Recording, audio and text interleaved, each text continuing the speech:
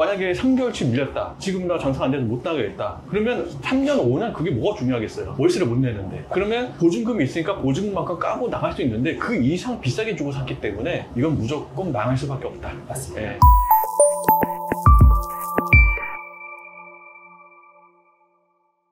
고시원을 중개를 하는데 뭐 제 경우는 아니에요. 아, 네.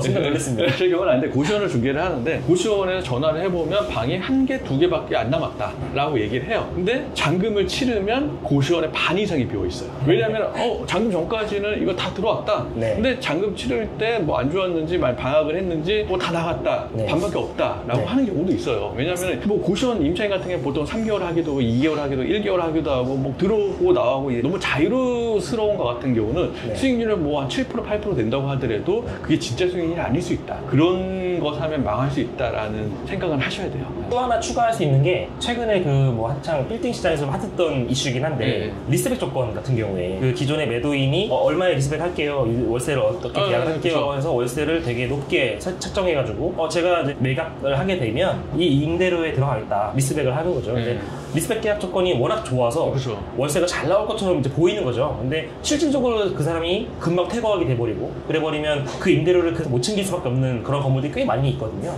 저희한테 문의 들어오는 것도 종종 예를 들어 뭐 100억대 건물들인데 강남에 이제 매도인분께서 공실이 길어지고 하다 보니 빨리 팔고 싶고 그러면 이제 임대료를 높게 얘기를 하시는 거죠. 이거 이 금액에 팔아주시면 임대 얼마에 들어갈게요 라고 얘기를 하시는데 실제로 저희가 그 임대료를 리스백을 해보면 불과 진짜 얼마 안 돼서 퇴거를 하는 경우가 꽤 많거든요. 그래버리면 그 당시에 책정된 임대료가 원체 높은 수준이기 때문에 되게 어렵습니다. 그만큼 임대료 맞추기. 결국은 이걸 피해는 매수인이 볼 수밖에 없는 구조가 될 수밖에 없는 거고 제 생각에는 매수인분들께서도 단순히 액면가상 이거 금액이면 리스펙 좋은데 이게 아니라 인근의 임대 시세랑 비교해서 반드시 어떤 데이터를 모으셔가지고 매입하시는 게 무조건 유리하지 않을까. 저희가 물건들이 이제 파는 물건들이 많잖아요. 보다 보면 이게 왜 팔렸지? 야 이거 네. 산 사람 나중에 다시 나오겠는데? 네. 라고 생각되는 물건들이 있잖아요. 왜냐면 이걸 다 속사정까지 얘기를 해줘야 돼. 이게 뭐 1억짜리가 아니잖아요. 맞습니다. 근데 그런 걸 생각한 다음에 그 사람한테 선택을 맡겨야 되는데 네. 이렇게 해갖고 일스백 해갖고 들어가갖고 매입을 했는데 결국은 임차인들 나가고 전공물주가 나가고 그 임차인 못 맞추고 네. 그리고 대출은 많이 받았고 어쩔 수 없이 팔 수밖에 없는데 손해보고 팔 수밖에 없거든요. 지금 강남에 많이 나와 있습니다. 그게 문제예요. 문의 주십시오. 그런 거 많습니다 지금. 그러니까 그런 걸 진짜 손해보고 파시는 분들 많기 때문에 저러면 안 되는데 실제로 그 리스펙 금액 자체가 원체 높았다가 나가고 나서 그 매수하신 분이 네. 공시를 못 맞추고 너무 길어지다 보니까 그냥 진짜 아까 말씀하신 떨이 금액으로 파는 경우도 꽤 많이 있거든요. 네. 최근에 제가 지금 진행하고 있는 물건 중에 하나도 100억대 초반? 130억 정도에 매입하셔가지고 리스펙 조건 거의 4% 가까이 돼서 매입하셨는데 불과 1년 안 돼서 퇴거하셨거든요. 퇴거하면서 그때부터 이제 손해가 막심해지는 거고 그쵸. 거기다 연끌까지 했다 보니까 대출이 왜냐면 아시겠지만 대출 같은 경우는 원체 금리나 총액이라는 게 수익률이 잘 나올수록 잘 나오잖아요. 근데 이제 그분께서는 수익률이 잘 나올 것 같으니까 잘 받았지만 실질적으로 봤을 때는 결국은 반대로 말해버리면 현금은 적고 대출이 많다는 소리거든요. 그래버리면 130억 중에 거의 100억 넘는 돈이 대출인데 거기에서 나오는 이자만 해도 엄청나잖아요. 그렇죠. 그러면은 공실되는 순간 다 감당해야 되는 금액이다 보니까 이거 이자를 한 달에 몇 천씩 감당할 바에는 마이너스 받더라도 빨리 파는 게 낫겠다라는 생각을 할 수밖에 없는 거고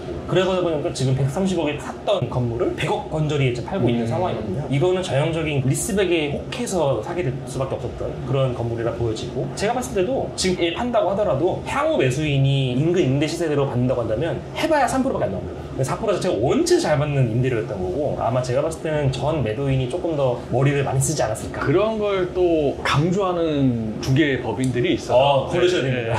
그러니까 그런 거에 혹하지 말고 네. 주변 임대 시세하고 비슷한지 체크를 해보셔야 돼요. 무조건. 맞습니다. 그 임차인 하나밖에 없는데 한 사람 나가게 되면은 내가 손해를 보잖아요. 맞습니다. 근데 그거에 대해서 임차인이 뭐 3년 계약했으니까 4년 계약, 5년 계약했으니까 임대인이 계속 월세 잘 내겠지라고 생각하는데 임차인은 보증금만 다 까이면 나갈 수 있는 거거든요. 맞습니다. 만약에 3개월치 밀렸다. 지금 나 장사 안 돼서 못 나가겠다. 그러면 3년, 5년 그게 뭐가 중요하겠어요? 월세를 못 내는데. 그러면 보증금이 있으니까 보증금만큼 까고 나갈 수 있는데 그 이상 비싸게 주고 샀기 때문에 이건 무조건 망할 수밖에 없다. 맞습니다. 내 소중한 돈이 날아간다. 휴지 조금 된다라고 생각이 들 수밖에 없거든요. 맞습니다. 그런 거 조심해야 돼요. 맞습니다. 그러니까 그런 솔직히 중개법인들은 신문이라든지 언론 쪽에 배포해서 다시는 그렇게 중개하지 못하게끔 해야 되는데 또 그분이 또 자격증이 없어요. 또. 네. 또 어떤 건지 알 것 같습니다. 조심하셔야 됩니다. 이게 솔직히 강남에 있는 빌딩 같은 경우는 한번 사 놓으면 평생 팔 일이 없거든요. 평생 갖고 있어도 효자 노릇을 해요. 네. 근데 그렇게 눈탱이 맞아갖고 매입을 하게 되면 한 번 정이 떨어지고 임차인이 나가고 막 내가 대출 금액 때문에 계속 뭐 이자를 갚아 나가게 되면 그 건물을 팔 수밖에 없거든요. 그러니까 버틸 수도 없고 팔 수밖에 없는데 그렇게 되면 다시는 강남 쪽에 투자도 안 하고 맞습니다. 또 빌딩에 대한 안 좋은 이미지만 계속 심을 수밖에 없는데 그런 건 솔직히 없어져야 된다고 네. 생각이 들거든요. 실제로 제가 봤을 때 다른 지역은 모르겠지만 강남 같은 경우는 제가 일을 시작한 이래로 단 한 번도 금액이 떨어진 적은 없어요. 보합세였을지언정 적어도 계속 금액은 야금야금 올라갔었거든요. 근데 그 와중에 피해를 보신 분들의 사례들을 보면 지나치게 그 시점에 아무리 뭐 호황기에 샀다라고 하더라도 제가 봤을 때 너무 높은 금액에 샀다 이런 네. 케이스가 진짜 많거든요. 그런 것들이 대부분 그 보여지는 데이터에 속은 경우가 되게 많다고 저는 생각이 되고 그렇게 매입하신 분들은 실제로 손해를 보고 결국 아까 말씀하신 대로 그분들은 다시는 부동산 쪽에 발을 못 들이는 계기가 되잖아요. 그렇죠. 저는 그런 게 좀 좋지 않지 않나. 제가 그래서 그렇게 손해보고 파는 건물들을 한번 다시 유튜브로 한번 촬영을 해볼까 지금 생각 중이었어요. 네. 직접 가서 이건 왜 잘못됐고 사신 분한테는 조금 아픈 이야기지만 그래도 좀 편하게 좀 풀어보려고 하고 있습니다. 사실 매도인분께서도 물론 당연히 마음은 아프시겠지만 그래도 어쨌든 그거를 빨리 파시는 게 이득이신 분들 꽤 많으시니까 그렇죠. 네. 그분들께서도 어떻게 보면은 이렇게 저렴하게 팔고 있으니 한번 봐주십사 하고 광고 겸 하는 것도 괜찮다고 저는 생각이 듭니다. 그런 것들은 조심하고 빌딩 시장이 나쁘진 않거든요. 제가 볼 때는 하반기에 무조건 올라가고 더 좋아질 거로 보고 있는데 진짜 안 좋은 그런 예시들 때문에 여기서 뭐 욕을 먹고 그러니까 좀 지탄을 받고 이런 게 조금 안타깝긴 합니다. 저는 이 직업 자체가 저한테도 너무 잘 맞기도 하고 사람들 만나는 것도 좋고 그다음에 저희가 주로 만나는 분들이 VIP 분들이잖아요. 그렇죠. 돈이 네. 많으신 분들이시고 하고 그래서 저도 배우는 게 많아요. 같이 일을 하면서. 근데 저는 이 일이 참 좋고 한데 아직 사회적인 인식이나 이런 부분들이 저희가 일을 하는 거가 저희가 조장한다 이런 식으로 얘기를 많이 하시는데 조장한다고 해서 돈 벌었으면 때보다 됐습니다. 정말 수백억은 벌었을 거예요. 근데 그렇게 되지도 않은 시장일 뿐더러 저희가 조장한다고 되는 게 아니라 애초에 매수인 분들이 이쪽에 많이 뛰어드는 경우가 많거든요. 특히나 강남 같은 경우는 원체 계속 뛰어들기 때문에 이래 조장을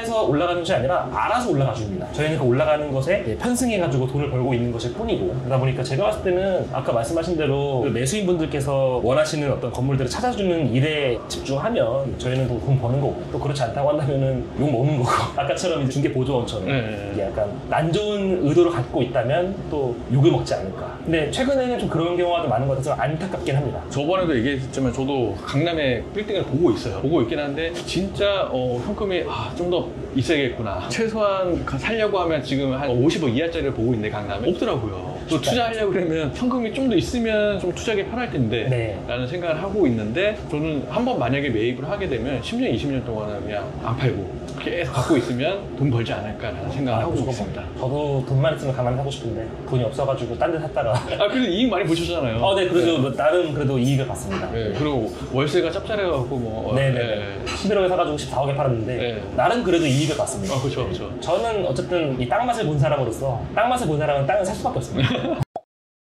그러면 조현수 팀장께서 2025년 이제 하반기잖아요. 네. 이제 거의 9월 달인데 하반기부터 내가 만약에 사놓으면 좀 괜찮을 만한 지역 있잖아요. 유망 지역에 대해서 얘기 좀 해주시면 지금 구독자님께서 아마 괜찮아 하실 것 같아요. 오늘 주제가 계속 안 좋은 얘기만 했어요. 그러니까.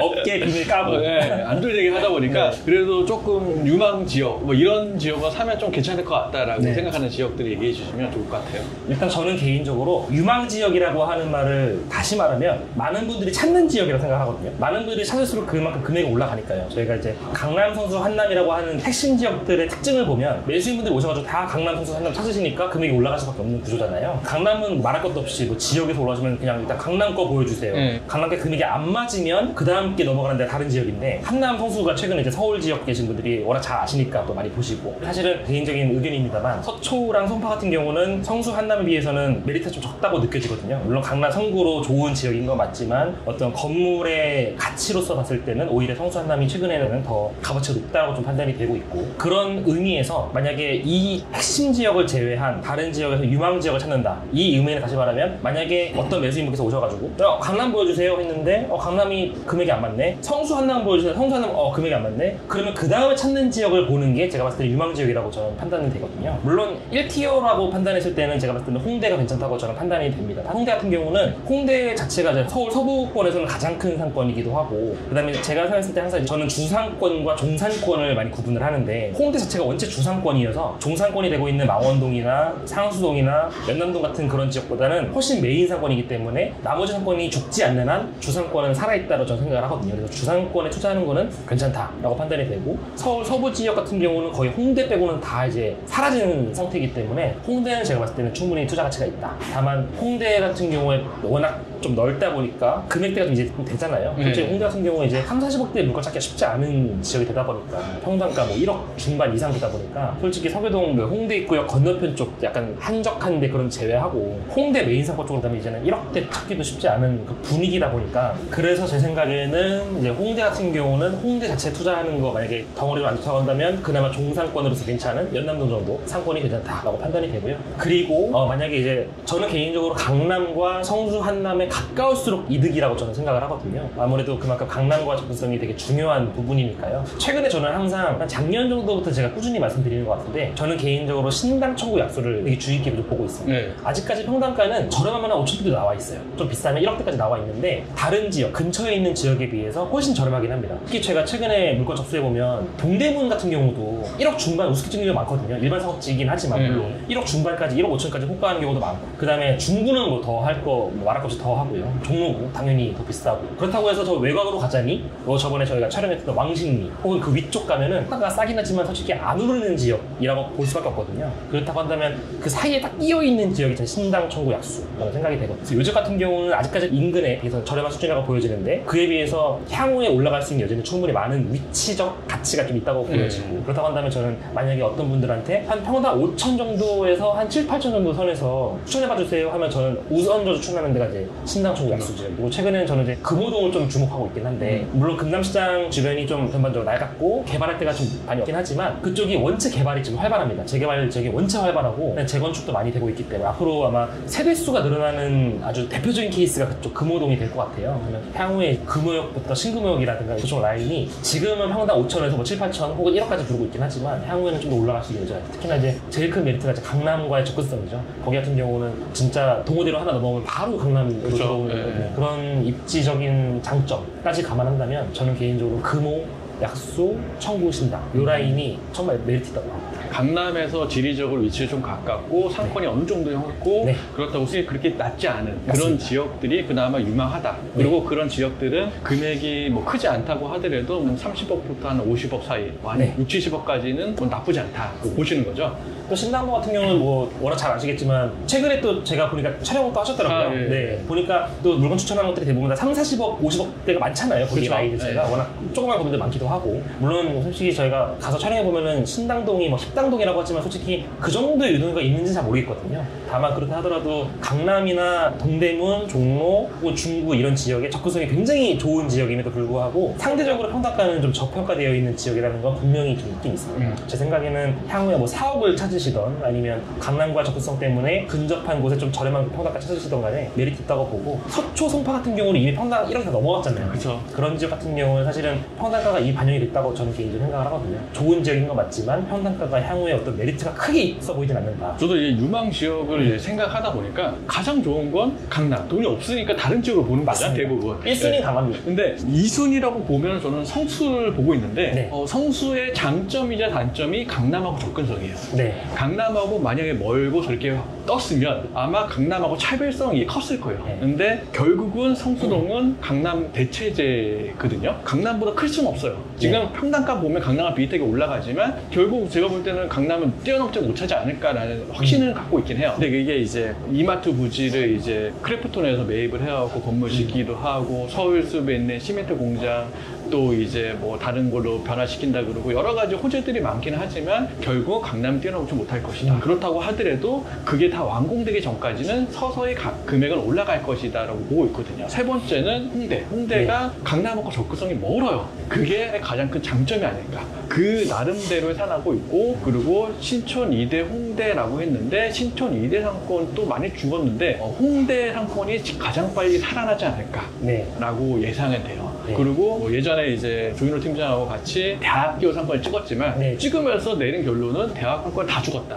맞습니다. 대학교는 이제 끝났다. 홍대 빼고는 다 끝났다라고 생각이 들고요. 지금은 만약에 금액이 적은 금액으로 매입할 거면 역 근처, 어느 역이든 역 근처에서 멀지 않은. 그리고 요새 보면은 역도 몇 호선마다 이제 상하차 통행량이 있어요. 예. 그런 거 보고 좀 너무 낮지 않은. 네. 뭐 상위 10개, 뭐 8호선에서 10개역, 네. 아니면은 뭐 7호선에 10개역, 상위 10개역 정도는 투자해도 괜찮지 않을까. 계속 상권이 커지지 않을까라는 생각을 하게 되네요. 저는 이제 여기다 조금 첨언을 해보자면, 이제 저는 개인적으로 이제 강남과 서초 송파 이 두 개를 이제 약간 다른 결로 보자면, 저는 성수와 한남도 다른 결이라고 보거든요. 성수가 강남 입장이라면 한남이 저는 서초 송파 입장이라고 보는데, 제가 그렇게 보는 이유 중에 하나가 용도 지역 때문에 그렇거든요. 성수가 저는 개인적으로 막 3억까지 찍고 막 그렇게 이상 올라가고 있는 배경에는 중공업 지역이라고 하는 그 메리트가 분명히 저는 있다고 보는데, 아무래도 강남에 이종을 투자하시게 되면 물론 50% 지금 뭐 인센티브가 있긴 하지만 그런 걸 논외로 하고, 이종에 통상 200%를 짓는다고 한다면 준공업자 400%다 보니까 어쨌든 연면적이 2배가 될 수밖에 없거든요. 그렇다고 한다면 성수동 같은 경우에 강남이나 타 지역에 비해서 용적률을 2배로 더 올릴 수 있는 부분이 분명히 있고, 그렇다고 한다면 뭐 지하까지 포함한다고 하면 더 늘어나겠죠 당연히. 그렇다고 한다면 사실은 성수동 같은 경우는 진짜 저는 개인적으로 메리트가 되게 큰 지역이라고 보거든요. 평당가가 3억이라고 하면 단순하게 토지 평당가의 액면가를 볼 게 아니라 연면적 단가로 본다고 한다면 생각보다 메리트가 있는 지역이라서, 그래서 저는 개인적으로는 성수동과 한남동을 굳이 비교한다고 한다면 성수동이 훨씬 메리트가 있지 않을까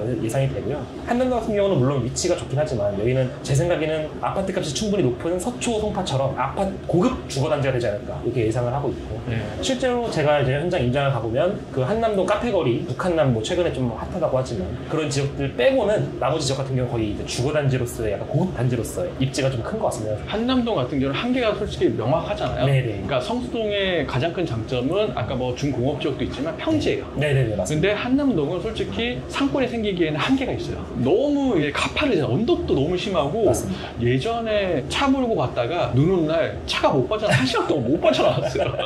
뭐 그랬는데 하여튼 한남동은 솔직히 한계가 있는데, 네. 성수동은 뭐 한남동에 비해서는 한계가 네. 없다라고 볼 수 있죠. 그게 언덕이 있는 게 한편으로는 이제 아파트 짓게 되면 한강뷰가 나올 수 있다는 그쵸. 장점이 또 있고, 그래서 주거용으로는 좋을 수 있고, 그래서 성수 같은 경우는 트리마제를 위시한 앞쪽 같은 경우는 한강이 나올 수 있겠지만 뒤쪽 같은 경우는 한강뷰가 안 나올 수 있기 때문에 오히려 중공업 지역을 살린 오피스 단지로서의 향후의 가능성이 높아 보인다. 물론 이렇게 다 얘기해봐야 강남이 최고입니다. 강남 가자. 강남에 돈 없으니까 이제 그쪽으로 이제 빠지는 거죠. 빌딩 거래를 하면서 중개를 하면서 얘기를 하는 게, 내가 만약 5년 전이었으면, 내가 만약 10년 전, 내가 만약 20년 전, 30년 전이었으면 어디 살까라고 했을 때 한 번도 안 오른 적이 없는 거는 강남밖에 없어요. 맞습니다. 네. 성수 같은 경우도 최근에 많이 뜨기 했겠지만 20년 전, 30년 전 거의 그대로였어요. 맞습니다. 오르지도 않고 내리지도 않고 계속 그대로 갔다가 최근 들어 이제 많이 코로나 이후로 확 뜬 거지. 네. 만약에 내가 20년, 30년 전이었으면 강남이 훨씬 더 많이 상승이 높아요. 홍대도 마찬가지. 홍대도 요새는 이제 좀 많이 안 오르고 있지만 코로나 전까지만 하더라도 홍대가 강남보다 훨씬 더 상승이 높았어요. 네. 그렇다고 봤을 때도 그냥 뭐 다 귀찮고 그냥 강남 사놨으면, 강남에 땅 큰 거 하나 사놨으면 30년이든 50년이든 뭐 100년 전이었든 다 금액이 더 올랐으니까 강남 투자하는 게 가장 좋긴 하죠. 강남 대표입니다. 강남은 진짜 그럼 앞으로도 올라갈 거고, 네. 이게 제가 계속 뭐 출연할 때마다 양극화 말씀드리지만 앞으로도 더 심해질 겁니다. 그 부분은 분명히 다른 서울 지역 혹은 수도권 다른 지역하고 계속 벌어질 거고, 네. 이런 거를 볼 수 있는 데가 일본이잖아요. 도쿄와 나머지 지역 아주 심해지고 있는 딱 우리나라의 미래이기 때문에 아마 다른 지역 보시는 분들이 네. 강남을 더 보시게 되지 않을까. 앞으로도 양극화는 더 심해질 것 같고, 맞습니다. 지금 제가 얘기했던 아니면 조인호 팀이 얘기했던 주요 지역만 투자를 하시더라도 손해는 안 볼 것 같긴 합니다. 그럼 대신에 저는 개인적으로 뭐 지방에 투자하거나 혹은 서울의 외곽에 투자하는 거는 최근에 좀 반대하고 있고, 특히나 이제 정치적인 면이라거나 아니면 최근에 경제 흐름 자체가 쉬운 분위기는 아니기 때문에 이런 상황에서 외곽에 있는 거를 투자하는 게 쉽지 않지 않을까 이렇게 예상을 하고 있습니다. 그런 데는 절대 투자하지 마시고 오르는 지역, 또 올라갈 수 있는 지역에 투자하면 성공적인 빌딩 부자가 되지 않을까라는 생각을 하게 됩니다. 오늘 뭐 조인호 팀장님과 뭐 술 한잔 마시면서 지금 또 거의 한 병씩 마신 것 같은데, 네, 취했습니다. 마시면서 얘기하고 있긴 한데 뭐 이렇게 마시면서 얘기하는 것 같진 않네요. 그래서 너무 오늘 망 얘기했나? 이런 생각이 드는데, 그러니까 속에 있는 얘기하면서 진짜 본인 느꼈던 그런 네. 노하우도 다 알려준 게 아닌가라는 네, 생각도 들고요. 맞습니다. 앞으로 이런 자리가 또 한 번 만들어갖고, 지금은 뭐 둘이서 얘기하지만 한 번 더 모여 같이 얘기하면 좀 더 재밌는 자리가 되지 않을까. 저는 개인적으로 오늘은 이제 상무님과 둘이 네. 했지만 다음번에는 여기 자주 출연하시는 뭐 김경현 차장이나 뭐 이게 몇 명 해가지고 한 4명 모여가지고 저희끼리 일종의 토론처럼 빌딩 중개사의 밤 해가지고 저희끼리 얘기해보면 괜찮을 것 같습니다. 알겠습니다. 그러면 오늘 술 한잔 마시면서 얘기하니까 네. 뭐 진솔해 뜻깊었던 대화가 있었던 것 같고요. 네. 색다른 자리로 구독자님한테 또 좋은 정보를 주시면 좋을 것 같습니다. 알겠습니다. 또 준비해서 나오겠습니다. 이상 빌딩 셀러리였습니다.